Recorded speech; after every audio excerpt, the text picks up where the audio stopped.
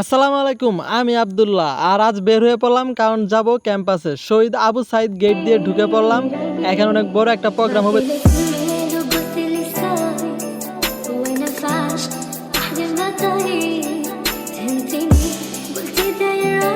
তো যাই হোক, তারপর আমরা চেয়ারে বসে পড়ি এবং অনুষ্ঠানটি উপভোগ করতে থাকি।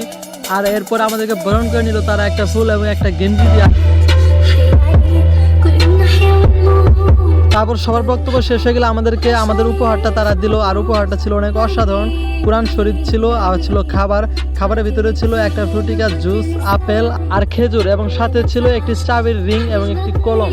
তো সব মিলে অনেক অসাধারণ লাগছে। আর অনুষ্ঠানের প্রতিটা কথা আমার কাছে অনেকটা গুরুত্বপূর্ণ মনে হয়েছে।